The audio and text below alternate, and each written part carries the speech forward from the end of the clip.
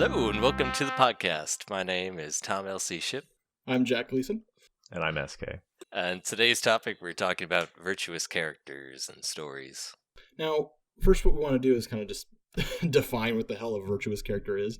Basically, a virtuous character is just somebody who doesn't have a moral flaw, weakness, or need, right? They're somebody who is not hurting somebody else in some way. Their moral flaws, weaknesses, and needs are... That's basically a way of saying that this character is blinded in some way in how their behavior is hurting others. And so a virtuous character does not have... They are not hurting anybody else in that way.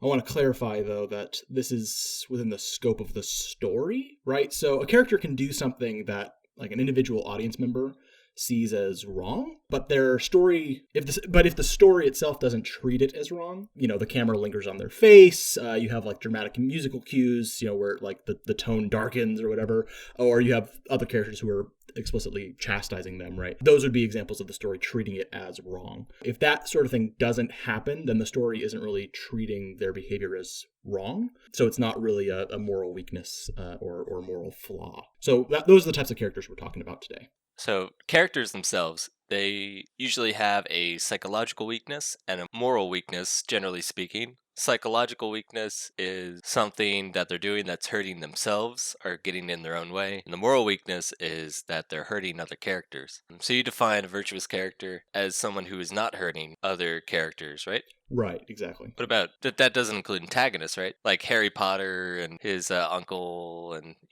at the beginning of his story when he's with the family that treats him like worse garbage. than a dog. Yeah. Yeah, so like Harry Potter would be somebody who's virtuous, at least initially. Like I think there are, I can't remember explicitly, but or off the top of my head, but I think there are moments in Harry Potter where he does something that's somewhat questionable. Later on, probably in like, in Half-Blood Prince, right, when he gets into a fight with Malfoy and he uses that spell that like really fucks him up. It's that's kind of morally questionable, right? So that's one. That's a good example. Right, so it seems, so innocence, for example, is a good example of virtue. Right. That we assume these innocent young characters are virtuous by just the sake of their innocence. I kind of see virtuous characters as a little more less restricted by they can be hurting other characters around them that aren't necessarily antagonists, but maybe we'll see where we go with this. What do you mean? So you're saying that a virtuous character can hurt other people? I'm saying that they act according to the moral standard of the world, the story world. Right.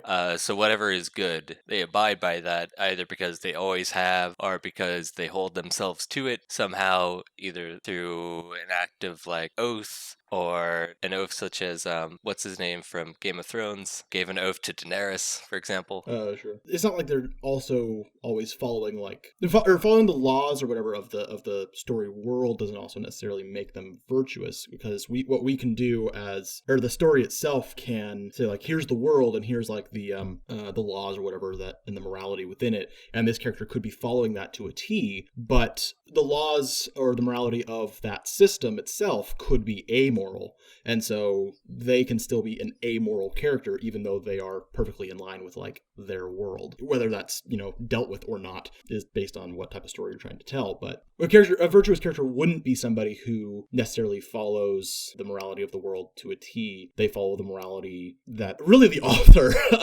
thinks is the right way to be, because otherwise the author would be chastising them in some way through the story. So even if the system itself in place has some sort of morality, the character might go against that because they are even more virtuous than the world they're in. Yeah, I think the point being that virtuous character, his or her virtue, mm-hmm. is representative of the moral right that the story is trying to tell. It's not so much that it's a standard virtue. It's what are you supposed to get out of the story? This character's living the right way. Mm-hmm. And that doesn't mean that they're incapable of hurting people. It just means that the way that they're hurting people is not the lesson that we're trying to teach. Mm-hmm. They could definitely hurt people. They just don't have a flaw in terms of what the story is trying to tell us. Yeah, it seems to be so virtuous characters It's not as much about what they do, it's about like what they are. It's like their way of being is virtuous.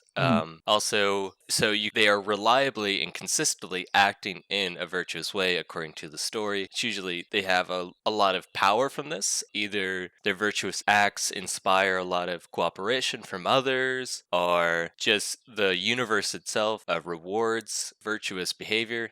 So some examples of virtues from the internet, they have compassion, generosity, mercy, honesty, honor, loyalty. Well, I would actually argue against that as well. I mean, obviously, it's easy to write a story where these people are natural leaders, because usually that sort of stuff, those kind of virtues, do attract people, right? They attract people to follow you. But it's again based on the type of story you're telling. Sometimes you can be telling a story that's like, look, this character, even though the world continues to just shit on this character, they continue to be virtuous, right? They aren't rewarded for their virtue, but the virtue itself is still the right way to be regardless. And at the end, maybe it's a tragedy, and then it's like, how do you actually get them? how do you see that as something that's a good way to be if it's a tragedy? But yeah, it's based on the type of story that you're telling. So it's not always the case that they're going to be like the leader type character. But it is. I think to your point, it is fairly common. I think similar to that. So virtue is kind of a hard definition to define, although its opposite, vice, seems very apparent. Like when you can spot a vice a mile away. Can you give an example? So for every virtue, there is an opposite vice, or an absent of a virtue is a vice. For example, for honesty, you have lying. For honor, dishonor. Loyalty, disloyalty. Justice, injustice. Friendship, betrayal. Love, hate. Like when we see a character doing something bad, obviously that's a vice. But when we see characters doing good, are they virtuous? It's more It seems more complicated. Like maybe they're just doing a good act. Oh, okay. But what separates good characters doing good things from virtuous characters? That's a good question. I don't know if there is necessarily a separation. Although I think for our purposes within this discussion, we're kind of defining a virtuous character as somebody who is always morally correct. So like a character who does the right thing most of the time can still, occasionally struggle with some psychological and then moral flaw throughout the story. And maybe they overcome it or maybe they don't. But just doing the right thing most of the time doesn't necessarily make you a virtuous character. I think for our purposes within this discussion, a virtuous character is somebody who doesn't ever actually do the act of being amoral. They might struggle with thinking about it like, this is such a difficult thing because I'm choosing between X and Y, but they always choose to do the right thing, essentially. I think what we're really having a hard time rectifying is the difference between a virtuous character within a story and straight virtuous characters, because they're not, strictly speaking, the same. A virtuous character within a story... I was about to explain, thank you. Oh, okay. Gotcha. Okay. God. A virtuous character within the story is morally correct within the story. They represent the right answer of whatever question or whatever lesson the story is trying to teach. But your average virtuous person has virtuous qualities, but not necessarily a specific answer to a specific question. So a virtuous character within a story who represents the moral right of a certain perspective might not have all these other virtuous traits. And I think that we're getting bogged down between the two. Okay, yeah, no, I think that's a fair statement, because I think that actually kind of brings us into, sort of the thesis of what we're talking about. Is like, can you even really have these types of characters, and are they interesting or worthwhile having? And I think kind of to that point, I don't think any individual person is really 100% virtuous all the time, right? That's an impossible standard to live to. And I mean, who can say what is actually the right answer anyway? So, you can never really be the perfect virtuous person in reality. That person doesn't exist. But within the scope of a story, if you can limit what you're looking at in terms of morality, then you can have more of a definite answer, at least within the scope of that story. And so that's where virtuous characters come in. But it also means that they can be a little bit more difficult for us as an audience to identify with, because they're somebody that is almost impossible to be like. No one's that good.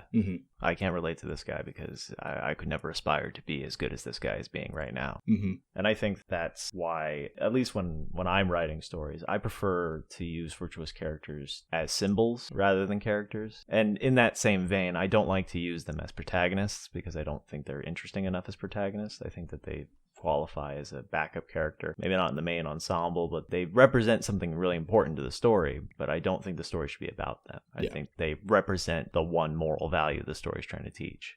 I think there's actually a good example, I think, of a virtuous character that I found was actually fairly interesting to watch. Who is the protagonist, and that would be Tom Kirkman in Designated Survivor. There's so much shit he has to slog through to actually achieve what he's trying to do and stay virtuous, that his struggle of like fighting against such a, I guess, corrupt but system is still something that's kind of interesting, and it's something we kind of want to see. We want to see him win, and we kind of see the psychological struggles he goes through, and sometimes the moral dilemmas he's faced with, and then he usually chooses the morally right thing to do, but he still struggles really deeply with the psychological stuff, and so I think that helps to keep him interesting as a character, or as a main character.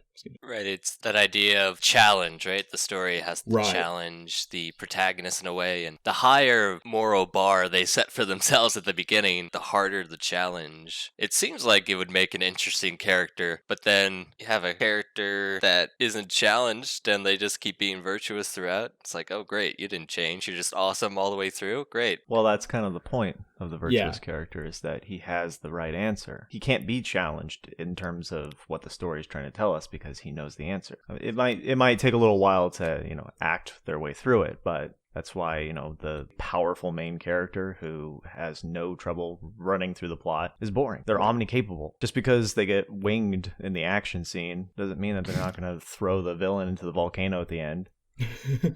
One of the things I wanted to talk about was, when you have these characters as the protagonist, what ends up happening a lot is, because they don't have moral flaws, the story tends to be about them changing other people to their way of thinking or behaving, or to have them fight somebody or, something that is kind of the antithesis of their moral argument. So this is kind of, Tom, tying into what you were saying about the vice versus virtue thing. It's like this main character represents some virtue, and they fight somebody who, represents the vice. Right, and it's this very symbolic kind of story about these two things struggling against each other. Or like the embodiment of virtue and the embodiment of vice, like Harry Potter versus Voldemort. Mm-hmm. But these stories are interesting really only if the antagonist is able to make the virtuous character question themselves. If the virtuous character has a psychological flaw that can be exploited and overcome, right? That's what we were talking about. And to SK's point, it's not enough for someone to just be right, because that's, again, not really that interesting. What we want to see is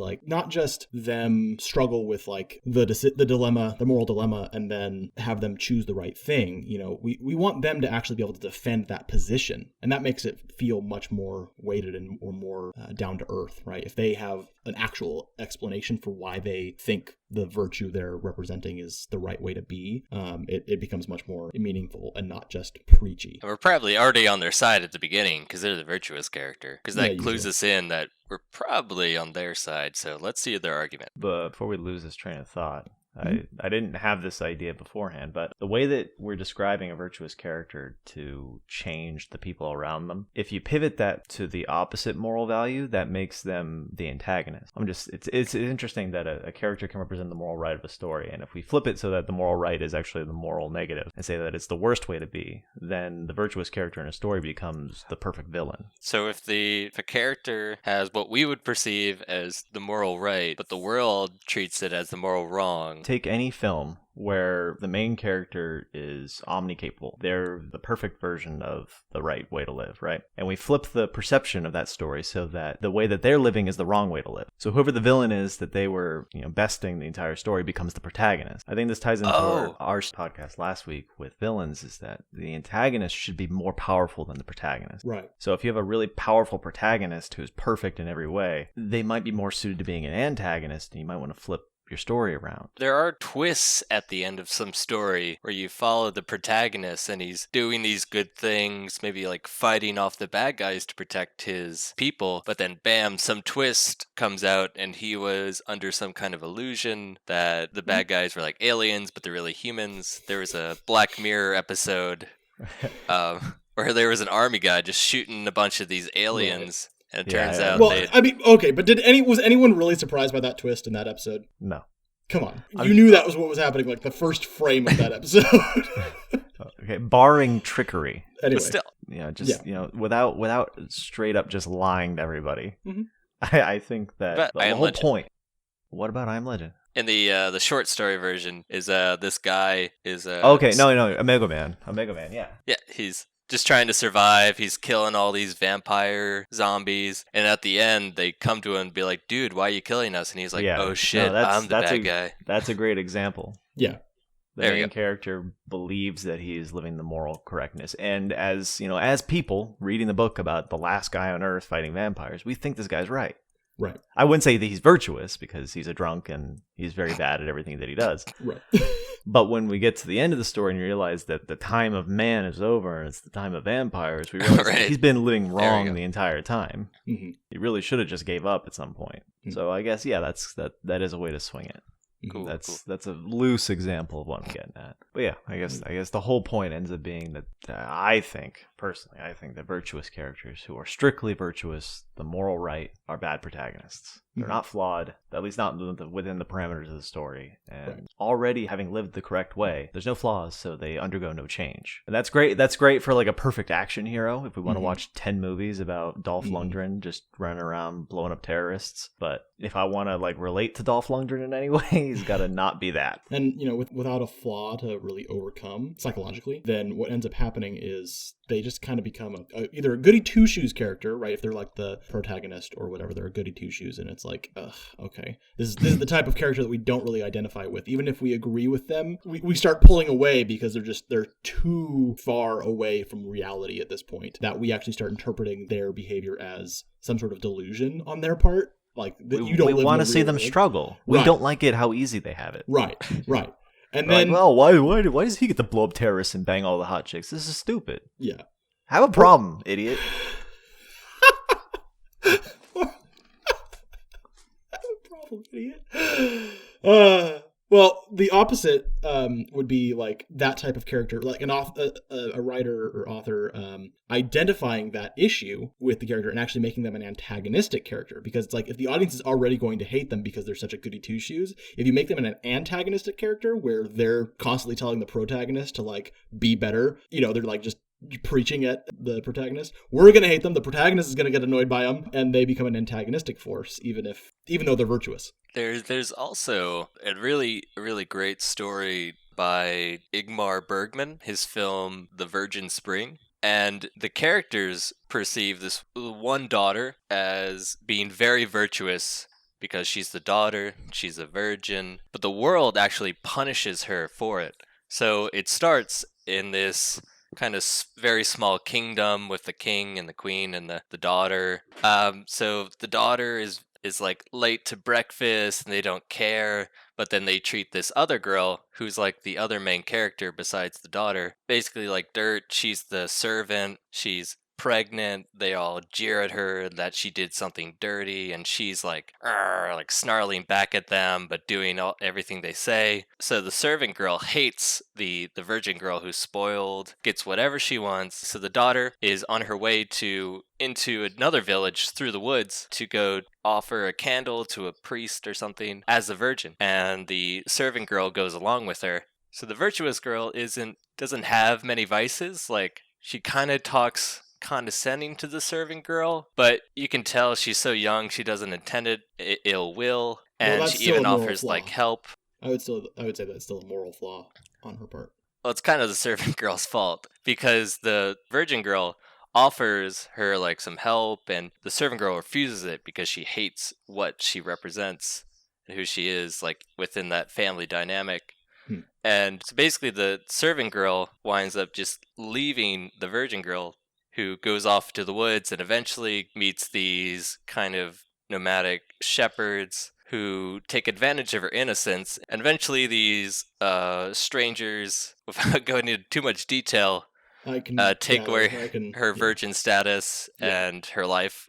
So that's an example of but our main characters perceive as virtuous being punished by the world. Mm-hmm.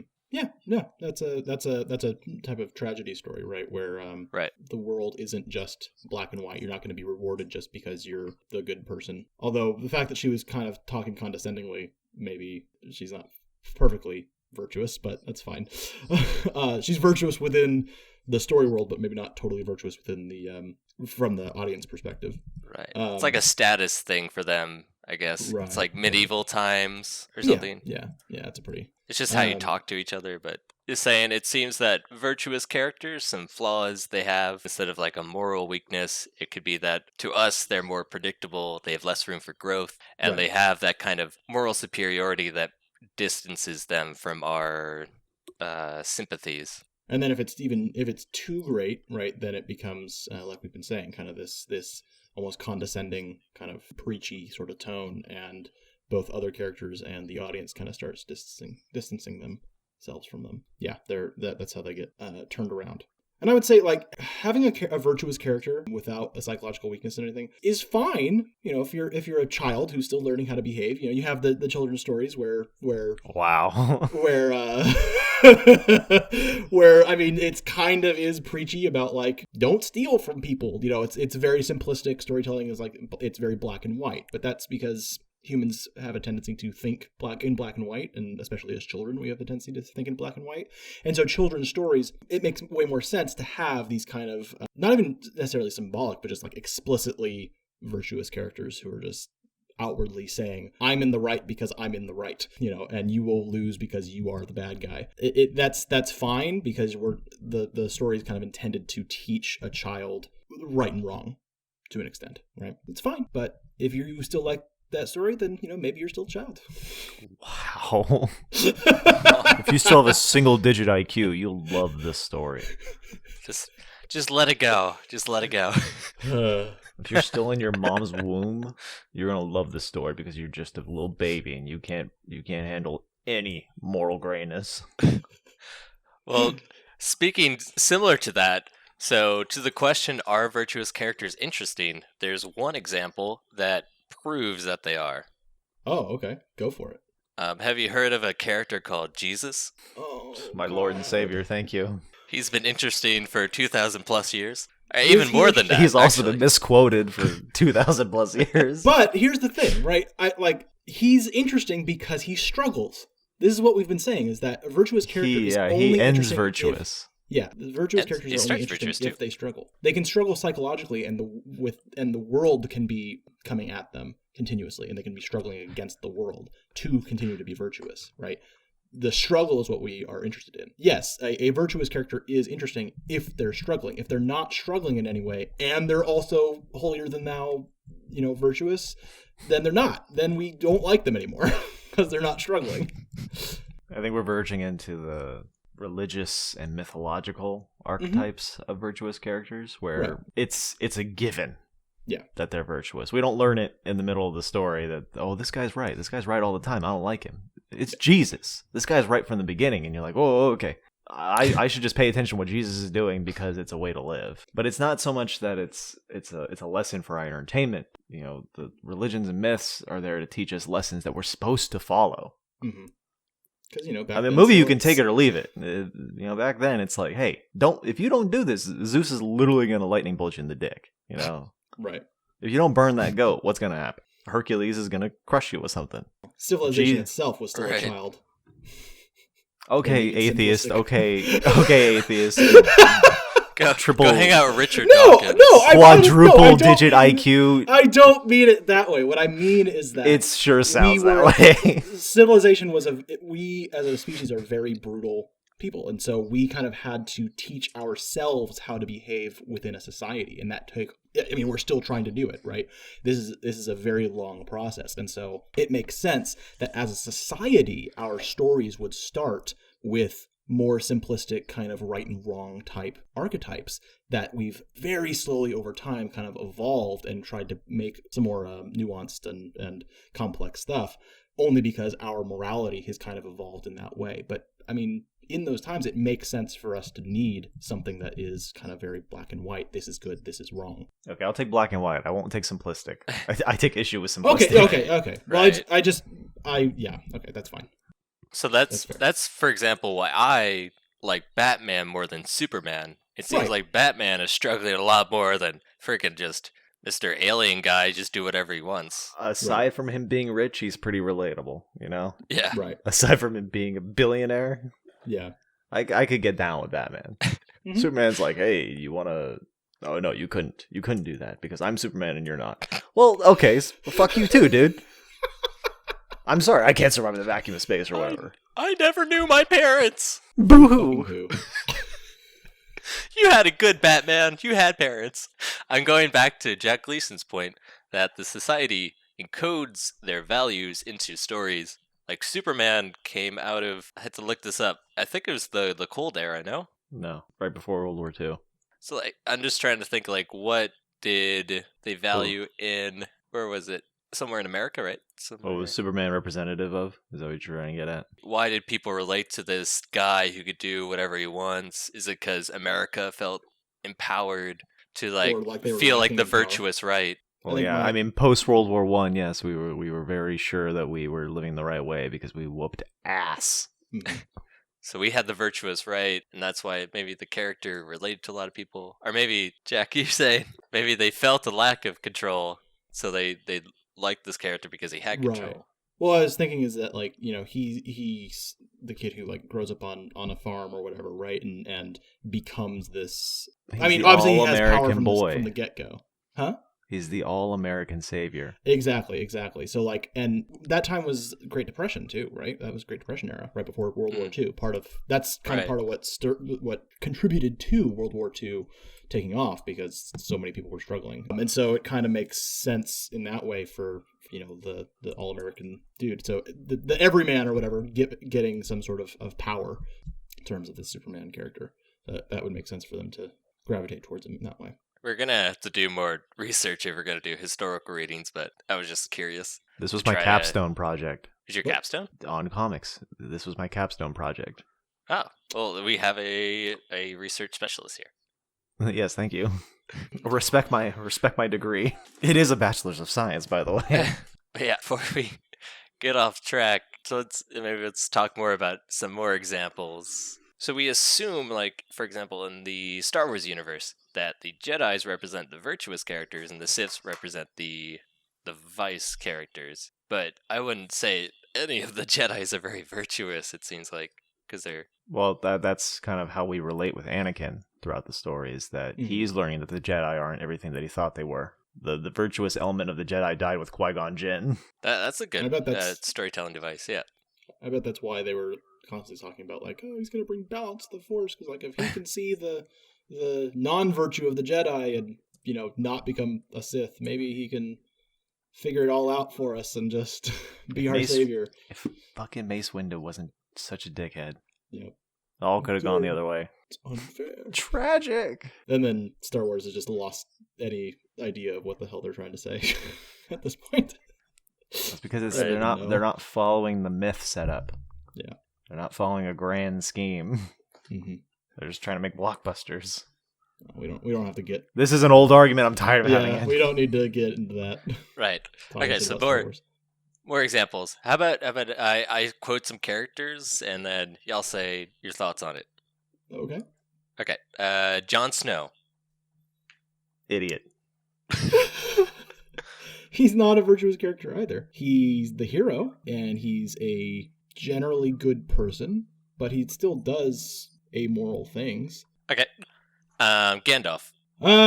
He's a bro, dude. Yeah, He's I could see a bro. Gandalf being a virtuous character, but so here's the thing. I think to SK's point, Gandalf is not the main character in that story, right? He is an ally character, and virtuous characters are way more impactful and interesting as ally characters because all they end up doing is offering the hero or the protagonist, whatever you want to call them, advice on how to be, right? And they come from this position of wanting the hero to succeed, being allied with them, right? And so it doesn't come off as preachy, it comes off as this is, my advice. And so those types of characters are usually pretty beloved. Well, this is an example of it's easier to get away with a character like this in fantasy because you can lean on archetypes and mythology a lot more because people are ready to accept that the world isn't like ours, so it's not going to be as gray. It might be, And that's kind of why I think that's kind of why Game of Thrones gets weak in places, that it's gray like our interpretation of our world is. But it also wants to lean. It also wants to lean on archetypes and, these classic character structures that it can't successfully pull off, because if it leans too much on them, the character becomes too simple. Right. And if it leans too far away from them, then the character's not the character anymore. Makes more sense where they're overly mythical, like Santa Claus, that you just know they're virtuous, but they're not very good characters. They're symbols. They're not characters. They're not. Yeah, they're symbols. They're not people. That ends our segment. Virtuous or not? the two examples. Good job. We should do something like this, though. Pick a bunch of characters and then just throw them out, and then the first impressions. Yeah, they suck. Well, I wanted to also bring back in the concept that we brought up last week or 2 weeks ago, whatever, of the antihero, because I think this also relates to what we're talking about now. Is that an antihero is the person who's trying to be, the hero, but is struggling with these deep psychological and usually moral flaws, right? And so we identify way more deeply with them, but we still get this sense of like what the right thing is, because the antihero generally struggles with that and is trying to do that right thing. And so we get a lot more explicit like discussion in the dialogue of what the right thing to do might be. So we can kind of still get this same kind of messaging from an antihero that we would get from a virtuous character, but with almost virtually no preaching. Yeah, I mean, the antihero has no way of knowing that they're doing the right thing. I mean, oftentimes they're doing the wrong thing for most of the story. They might be under the kind of story trope belief that like virtue can be a weakness, that it gets in the way. For example, Thanos, what do you say, that he thinks that the morals that people usually have are just not going to lead to a happy life. It's about the ends, not the means. Well, that's a pretty common, I think, virtue versus vice kind of value system that is explored between like good and bad characters. In usually in like kind of more war type society kind of stories. So kind of Avengers is like this really big ensemble type thing versus Thanos and his army. So it kind of makes sense for individualism versus utility. Or what's the opposite of utilitarianism? Because Thanos kind of represents utilitarianism, right? The ends justify the means. What's the opposite? Called something like, it's about the act, not the... Right, exactly. It's like the Kantian way of thinking about it, right? Is that each person is in and of themselves an end, and so you can't think about them as a way to achieve something else. You mean you can't think about it? No, I don't mean that. I can't believe I used that pun. So we identify with the antiheroes a lot more. That's my point. Well, we're not talking about them. So there's stories where you have a apparently virtuous character at the beginning who gets corrupted and just turned into the opposite, such as in the... Which movie is that? That's The Dark Knight Rises? Right. Just Dark Knight. Harvey Dent is in The Dark Knight, yeah. Yeah, in The Dark Knight, Harvey Dent is a politician who seems to want the best for Gotham. He seems to want to do all the right things. We perceive him as a virtuous character. He doesn't seem to do anything until like the Joker really challenges him, that he kind of breaks. So what's your point in bringing that up? I'm not totally sure. So that's one way to make a virtuous character interesting, is to completely defile them. Turn them into the villain. Right. Yeah, well, yeah, if we look at The Dark Knight, we look at the Joker, Batman, and Harvey Dent. They represent 3 different points on the morality spectrum of that story. Right. Joker's the ultimate bad, Harvey's the ultimate good up until things happen to him, and Batman's leaning good, but he's not really making the difference he wants to make. And The Dark Knight, to me, is a great example because, again, like what I like to do with virtuous characters is make them a secondary or tertiary character. And then I like to knock them down if they can be. And you want to know why? Do I want to know why? Because you either die a hero or you live long enough to see yourself become the villain. Okay, I'll take that one. Thank you. But I think, Tom, proving that a value is destructible is a really powerful story element. And in a story that's The Dark Knight, where yes, it takes place in the modern day in a world that we could be living in, I guess. It's a very mythological story. the way that it's structured, the way that it's told. The characters, you listen to any line of dialogue in that movie, and that's not how people talk. Right. It's very strange. I still don't understand how people don't just sit there and be like, huh, who talks like this? But when you include those mythological elements and you pivot more towards fantasy, you can take characters who are virtuous and incorruptible and make them corruptible. Taking the god off the pedestal and knocking him down, it's very tragic.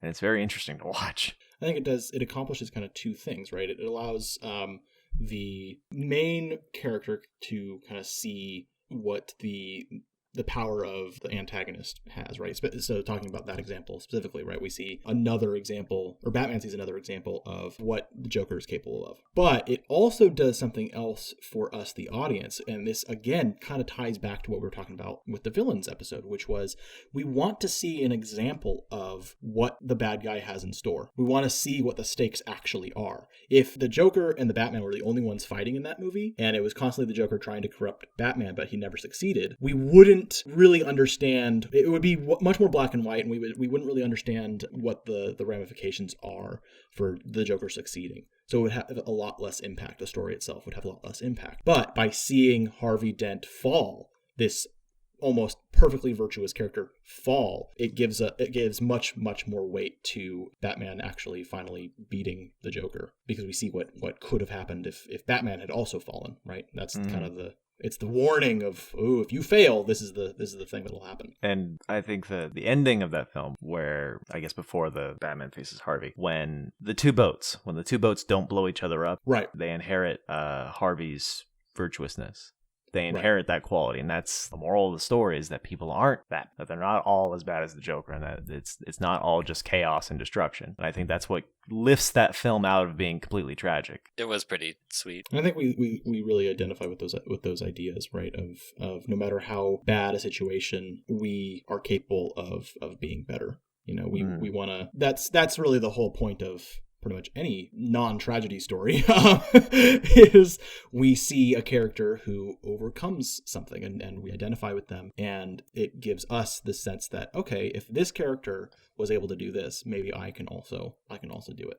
I think we've covered Tom, the rest of the points. Did you want to go into your video game morale system? Yeah, it was kind of like a fun addendum if we're done talking about characters and actual stories. Not that video games don't have actual stories, but they have a different kind of story where it seems kind of hollow sometimes. I see in your notes it says not impressed. Yeah, so video games have been trying morality systems for a long time. You have our reputation systems. They have differences, because reputation can be amoral if you're trying to get reputation to street gangs and stuff in Grand Theft Auto. But then you have grand world morality like Fallout, where if you steal anything, it's a bad action, even if it's from a freaking bad guy, because it's about the act itself. I just don't feel like it adds much to the story when you have a moral system they don't implement it in a way that's impressive to me, or I'm not sure how they could do it better, but if I'm stealing a loaf of bread from this guy who just murdered his servant or slave, I shouldn't be negatively impacted for it. That's your moral view, right? Well, I think this guy killed a guy, I get his bread. That's just fair. That's just fair. Well, I think it's just the system is set up, and it has lack of context, right? In that kind of situation, it's judging you for the act, because the developers or whatever assumed that you would only ever be stealing from somebody who doesn't deserve to be stolen from, or somebody who actually still has the possibility of claiming ownership of the thing. In some games where you steal from somebody who's already dead, it's is that an amoral thing, or are you just taking stuff that's up for grabs at this point? Maybe it's still questionable, but whatever. Yeah, it's that's just kind of either it's lazy game design of not fully thinking about what types of context there could be, or it's just a limitation on what's actually possible within a game, because maybe that it's just not possible to actually understand what all the grander contexts of an action are in order to actually weigh it. And that's why I kind of agree with you in that they're really not super great. This is actually kind of the moral message of The Good Place as well, is that there's no way to actually judge an individual action because things are way too complicated. I like the idea that they're trying to encode this moral system within the gameplay. It's just I haven't seen it done well. Right. I just want it to have ramifications. I want it to actually mean something. When I first played Fable, and Yeah, you kill people and people see it. You steal things and people, they boo you and they get scared of you, and there's all this stuff, and it's like, I guess that is the accurate response, because basically you're a demigod.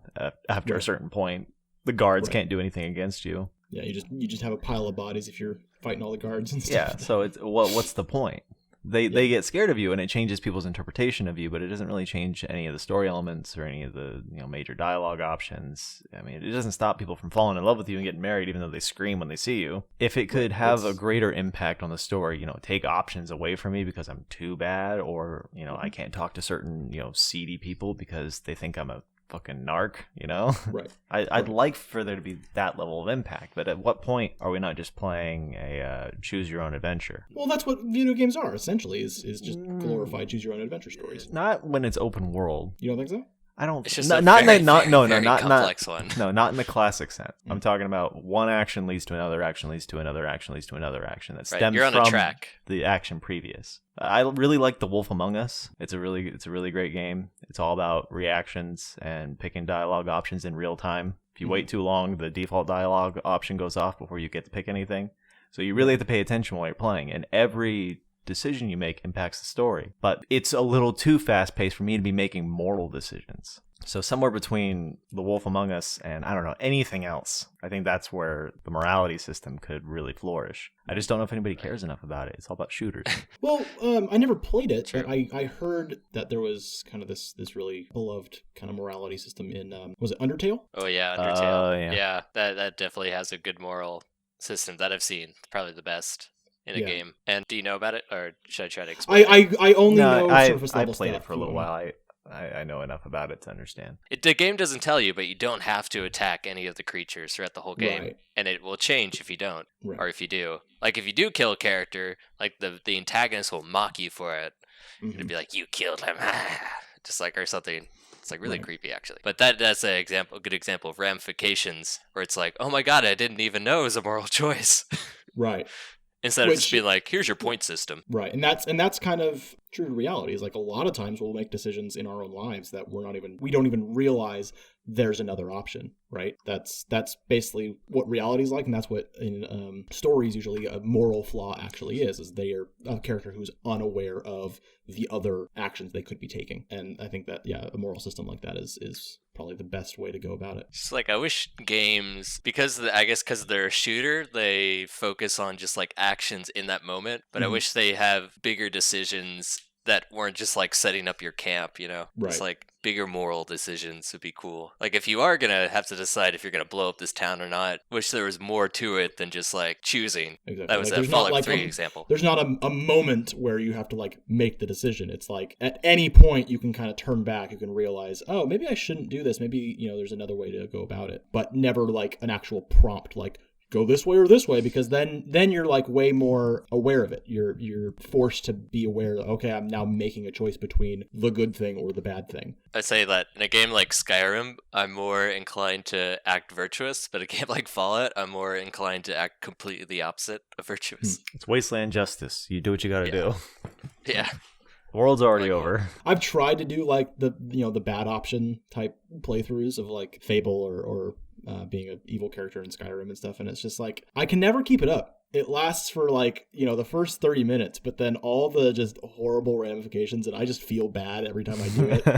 And it ruins so much of the game, because this game is generally not set up to actually support you doing all of that. So all it does is really just cut off a whole bunch of plot lines and stuff that you would normally have been able to go into. Yeah, I can't do an evil run through Fable. Not so much because I'm having a moral conundrum every time I kill a shopkeeper and then I have to buy the shop. It's mostly that I don't like that the character gets bald. Yeah, that too. The character loses their hair and then grows horns. I like the horns. The horns are cool, but he has to go bald to do it, and I'm just not. I'm not down with that. It's a lack of. It's a very stupid reason, but I don't like the bald look. It's not fresh, Yep. And I wear a helmet and the horns poke through the helmet. That's stupid. That's dumb.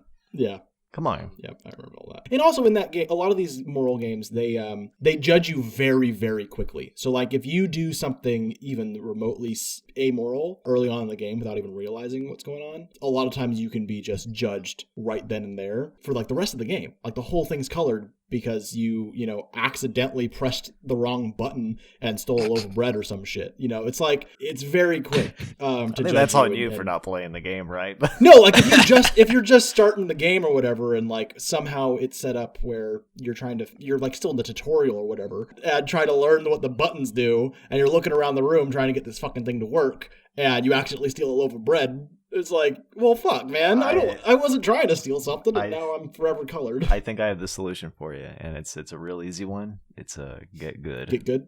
Yeah. There you go. Yeah. I think that wraps it up, unless you want to say something else, Tom. I think those features are like, is it fable? It's supposed to be like a fable, like mythical, so it makes sense that even minor actions would have major implications, or that like, yeah, that's if you do something bad, that's why turn I enjoy into like it. A thing.